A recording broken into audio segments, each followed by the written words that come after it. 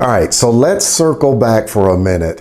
I remember in early 1990s-ish, before I actually made my move to Hollywood, I took some modeling pictures and I tried to start my real modeling career. So I could see myself already, I'm doing my positive visual reinforcements. I could see myself on the runway in Paris and doing big photo spreads in important fashion magazines. And so I took these photos and I would skip work sometimes and I would go to these open calls for models at LA Models, Ford, Wilhelmina, and it was a trip because some of them, it's open call day, the day when they say they claim they see actors. Some wouldn't even open the door. I think they'd peek and see me and some wouldn't open the door. Some that would open the door would like rifle through my portfolio and then they would just say, "You're not right for us," or just like kind of blow me off. So I got a little frustrated with that and I just said, "Hey, listen, let me go on back, keep planning my move to Hollywood. And then when I actually do move to Hollywood, then I'll revisit my modeling career." Okay, so fast forward, the career, I'd already moved to Hollywood, everything's going great. I'm booking commercials. And so I said, now I'm gonna revisit my modeling dream since everything's going so well. So I shot a really basic comp card, or what some call a Z card, and I started looking for an agent again. And my commercial agent had actually sent me on an audition for something, and I ran into a very nice young lady named Kim Whitley. She's from House Party and Raising Whitley. She's done all kinds of stuff. And she introduced me to herself and said, "Hi, I'm Kim," and we're kind of doing small chat. And she said, while we're waiting to audition, and she said, "You know what? You got that Denzel look. You should be working." And so I told her I was looking for a print agent, and she gave me a person to contact at one of the most prestigious print and commercial agencies in Los Angeles, CESD. And I set up a meeting with them and they signed me, and I'll just never forget the kindness that Kim Whitley showed me back then, because she didn't have to be so kind to me to give me a great real referral like that.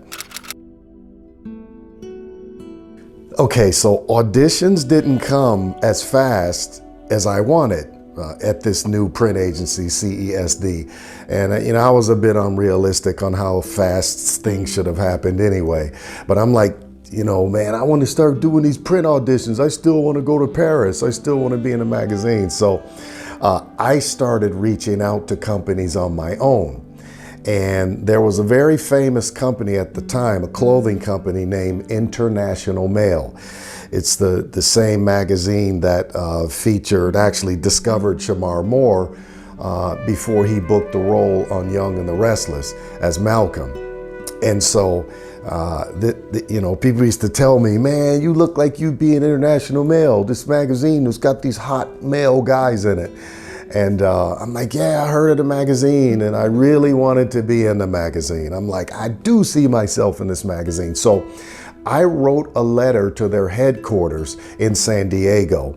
And a few months later, I'm in my car and I got a page back in the pager days, and it had a 619 number. I think that's San Diego. I think it was 619. And I'm like, who's calling me from 619? And next thing you know, it's International Male. The booker, Todd, called me and said, "Hey, we received your information. We see your pictures and stuff. And, we just want to know when you'd like to shoot with us." And so I said, "Hey, I'm ready tomorrow." And so within the next month, my wife would take me to San Diego and we'd do, it was one of my dreams to shoot in that prestigious magazine, International Male. And they liked my wife so much, they would actually put her in the spreads with me. Even though it's like a all-male magazine, they actually put my wife in it because she'd drive me down to do the shoots. And I shot with them for several years. And I was proud of myself because I created that account on my own. All right, so finally, CESD contacted me for a casting for a company named Beverly Hills Polo Club. And I went down, I met with them once, like I had to drive halfway to San Diego. And they met with me. They said, okay, we'll give you a decision. They made this big deal out of it. And they said, we'll want to see you one more time. So I drove down and had to do this big round table thing. But in final analysis, they booked me. And I had a wonderful time. I did a couple of 2-day shoots with them, and we shot in some really cool locations in Laguna Beach. And I just had a great time. Met some other great guys, John and Mark. They were great to work with. And the weather was always perfect, and the lunch was great. And I mean, we had a blast of a time. That was great. Beverly Hills Polo Club, I'll never forget that experience. I also did some work with Speedo. Yeah, and now we went out of town for Speedo. We actually shot in Key West, Florida, and I ended up working with Speedo for several campaigns, and that was awesome, wonderful experience. I'm not really fond of going out of town, leaving my family, but that was turned out to be well worth it because we had such a great time.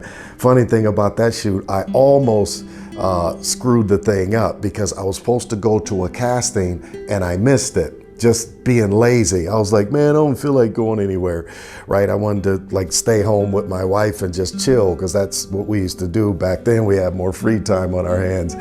And the booker, Donna, from Authentic Fitness, which is the company that owns Speedo, the Speedo brand, she actually called the agent and said, hey, there's one actor that didn't show up for the casting. His name is Mike Pointer. We still want to see him. She's like, she almost demanded, you get him over here. We want to see him. And she really wanted me to be a part of the shoot, as I later learned. She said, I noticed you didn't come, and I just thought you fit so well with the guys and what we were working on this campaign. So that was a big save, and again, a great time that we had. I'm jamming here. I'm really rolling now. I'm like, man, I'm booking gigs and creating my own work. And so I said to myself, I want to be in one of these fitness magazines, like Men's Fitness, right? And since I already booked major campaigns with International Mail, I'm like, you know, shoot, I should be able to be in this magazine. So I made a real bold move. I looked up Joe Weider publications, right? Like I looked in the masthead of the magazine, and I saw the publishers, Weider publications, the same people that got, you know, Joe Weider and the gang that got Schwarzenegger started when he moved to America all those years ago. And I asked for the person in charge because they published several magazines. I said, can I speak to the publisher, the person that governs Men's Fitness? I didn't really know what to say. I'm just making up stuff, right, on the phone. And she said, oh, okay, wait a minute, hold on. And so they put Dave on the phone. I said, hi, Dave, my name is Mike Pointer. And I was just straight up. I said, I want to be in your magazine. And I said, I'm 30 minutes from you. I can be to your office in 30 minutes. He said, okay, right? I guess it was so like bizarre what I did, just calling and bossing stuff around, being a boss, right? And he said, okay, if you can be here in 30 minutes, come on down. So sure enough, I hopped on the 134 to the 101, boom, got off the freeway, and I'm looking for this place. I'm like, there it is. Get out of the car. I walked in, you know, I waited for 10 minutes, went on up the spiral staircase, beautiful office complex in Woodland Hills, California. And dude said, hey, you know, take off your shirt. And I took off my shirt. He said, flex a little bit. And I flexed. And he said, turn around. Let me see your back. And he said, okay, flex. And boom. He said, okay, let's shoot. He said, when can you shoot? I said, tomorrow. And he said, oh, okay, well, how about next week? And so next thing you know, I'm doing several campaigns with Men's Fitness. It was like another dream come true for me to be in Men's Fitness. So that was a great score. You know, several shoots with them, it was awesome. Okay, so we're still moving now. This is great. A friend of mine, Mike Kasner, told me about a producer that was looking for an African-American male model to be a part of Mitch Gaylord. Mitch Gaylord was doing an Amazing Abs video series. Mitch Gaylord's the Olympic gold medalist. And they said he's doing an ab series and they're looking for an African-American male with a decent stomach. And Mike couldn't do it. He was busy working on another project. And he said, go over here and talk to this guy, Ed. So I said, okay.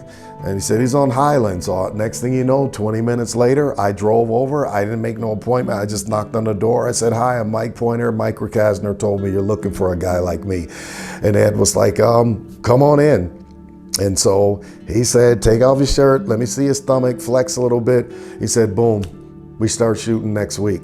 And next thing you know, I'm working on Mitch Gaylord's total body workout. Like I did a couple of video series for him, the total body workout series and the Amazing Abs series. So I instantly became an expert under the umbrella of this Olympic gold medalist, Mitch Gaylord. So that was a wonderful thing also. Then the Amazing Abs video series led to an opportunity to go live in Los Angeles on KTLA with, at that time, it was Barbara Beck, Sam Rubin, which is still on the morning show, and Mark Kriske, which is still on the morning show. And, we had to promote the Amazing Abs video series. And this was put together like in an hour. I got a phone call from Ed. He said, meet me at Channel 5 in 1 hour. I'm like, what? I just woke up. He's like, be there. And so I raced over there. I lived in Hollywood, so it was easy. I raced on over there, boom. And next thing you know, we are rolling camera live, all improv. And I took that mic. I was like, man, I'm gonna do this darn thing. And no time to be nervous now. I just took control and made the most of that opportunity. I'd never been live on television before. So at first it was like a little nerve-wracking, but when they said, and 5, 4, 3, action, it's like I just transformed.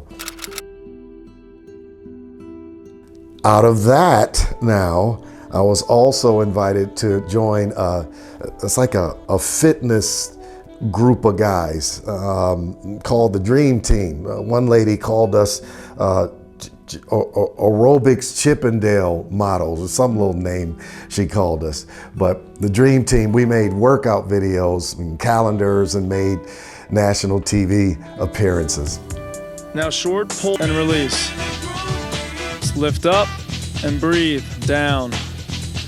Squeeze. And so we were on, they flew us to Florida, I think that was Florida, yeah, to shoot the Geraldo Show summer beach party. And that was fun. It was, these ladies was in the audience screaming and stuff, and yeah, and all this. There was a lot of, hype and stuff going on backstage, and it was just great. We had a great time. A great hotel, when these people style you up, man, and treat you like a celebrity. Great food. I had a blast doing that, and didn't have to stay away from home too long. I think it was like a day and a half, and I'm back in LA, ready for more work. So, what a wonderful time. That was fun. Over the years now, I ended up doing a lot of different print jobs. I worked on several different campaigns for, Taco Bell, Union Bank, Betty Crocker, Hilton Hotels, Coco's, the NFL Vintage Collection. I just worked on like several campaigns. And I'm doing this thing, man. From them, they used to close the door in my face and say, you're not right for us. But staying focused and knowing what I wanted, the Lord blessed me to bring it into fruition. I also wanted to mimic this great Calvin Klein shot, something like what Marky Mark did, or Mark Wahlberg as people know him now. I wanted to kind of mimic that shot, so I did my own Calvin Klein underwear shot with the great fabulous Sandy Spear, Alexander Spear. So we did that shot.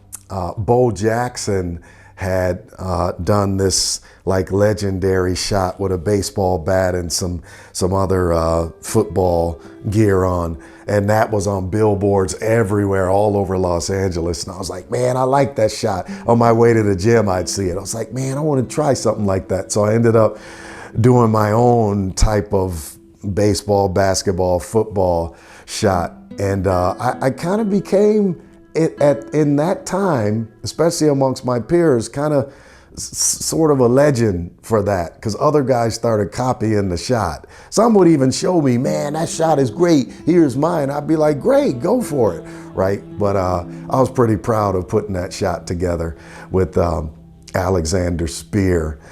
And you know, my personal story, I ended up getting to tell a little bit of my personal story in fitness magazines and different featured stories and articles on me. So I'd go to the magazine rack and I'd open up the thing and be a trip to see my big old head in some magazine. That was, you know, and telling my personal story, that was was really a joy and something to see. Also did a calendar.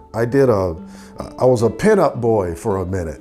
The Heat Wave calendar shot with the great John Abeda. Yeah, so that was something I never dreamed I'd be on the cover of a calendar, but you know, hey, came into fruition. And wait a minute.